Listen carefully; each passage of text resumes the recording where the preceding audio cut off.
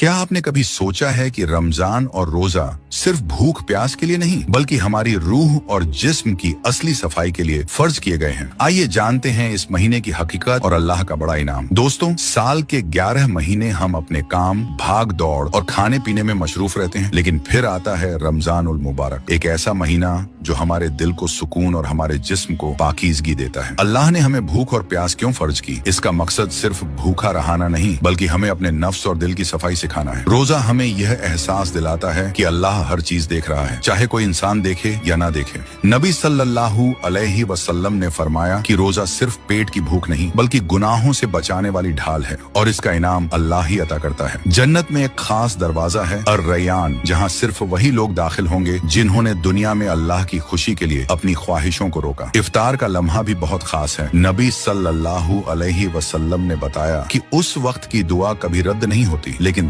क्या आप जानते हैं, एक दिन मलकुल मौत बराह रास्त एक नबी के दरवाजे पर आए थे और जो हुआ उस दिन, वो वाकया आज भी हर इंसान को सोचने पर मजबूर कर देता है। एक सादा से घर में अल्लाह के जलीलुल कद्र नबी हजरत मूसा मौजूद थे। खामोश और तफक्कुर में हजरत मूसा अलैहिस्सलाम ने रब की तरफ देखा। दिल में पुख्ता ईमान और सब्र की रोशनी थी। जैसे ही मलकुल मौत करीब आया, हजरत मूसा अलैहिस्सलाम ने अपना ईमान और सब्र जाहिर किया। मलकुल मौत को एक झटका लगा। हजरत मूसा अलैहिस्सलाम के ईमान की कुव्वत ने उसे रोका। हजरत मूसा अलैहिस्सलाम ने पूछा, तुम कौन हो? मलकुल मौत ने जवाब दिया, मैं मलकुल मौत हूँ, मुझे अल्लाह ने भेजा है। हजरत मूसा अलैहिस्सलाम को शदीद गुस्सा आया। उन्होंने मलकुल मौत को जोर से थप्पड़ मारा। अरे ये हो ही नहीं सकता, मैंने अपने हाथों से यहाँ से गुठली निकालकर फेंक दी थी, फिर ये दरख्त कैसे उग गया?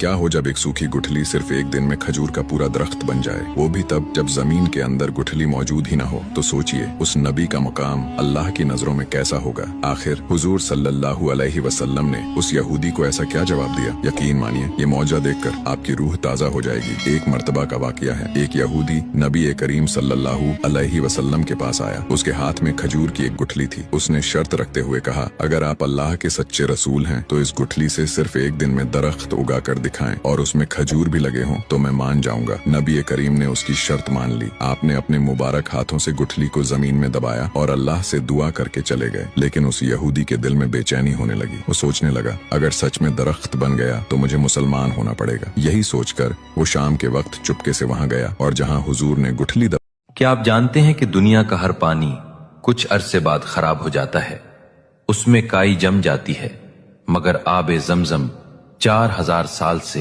तरोताजा क्यों है? साइंसदान हैरान है कि मक्का की सख्त गर्मी के बावजूद जमजम के कुनवे में आज तक कोई जरासीम या बैक्टीरिया पैदा नहीं हुआ।